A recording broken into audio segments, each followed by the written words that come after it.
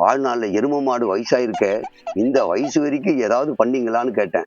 என்னெல்லாம் பண்ணியிருக்கீங்கன்னு சொன்னீங்கன்னா ஏதாவது புண்ணிய கணக்கு இருக்கா இல்லையான்னு கொஞ்சம் யோசனை பண்ணியாவது சொல்லுவேன். நீங்க சொல்றத பார்த்தா எங்கள்கிட்ட இருக்கிற மொத்தத்தையும் எடுத்து கொடுத்துணுமா சாமி? அப்படியே நீ குத்துட்டாலும் நான் சொல்கிறது அது இல்லை. ஒருத்தர் கொடுத்தன்னா அது அவங்களுக்கு அந்தளவுக்கு பயனுள்ளதாக இருந்திருக்கணும். சின்னதாக கூட இருக்கலாம். இவ்வளோ ரூபாவா அவ்வளோ ரூபாவும் சொல்ல, மனம் உகந்து அவர்கள் தேவை அறிந்து கொடுக்கணும்.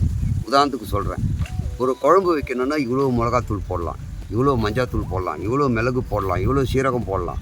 ஆனால் உப்பு இவ்வளோ தான் போடும். மொத்தத்தையும் மாற்றுதில்லை. அந்த மாதிரி மொத்தத்துக்கும் பயன்படக்கூடிய விஷயமா கொடுத்தீங்களா, ₹1 டீ கூட இன்றைக்கி வராது. அந்த ₹1 எடுத்துன்னு போய் அவன் என்னமோ மாளிகையே கட்டின மாதிரி தர்ம பிரபு சொன்னான் சாமி. நீ ஓடுற நாய்கிட்டேருந்து புடியும் தூண்டுற மாதிரி இருக்குது. ₹5 பிஸ்கெட் போட்டியானே எனக்கு டவுட்டாகவே இருக்குது. இதை போட்டுட்டு நாய்க்கு பிஸ்கெட் போட்டேன். தொடர்ந்து பண்ணணும், புரியுதா?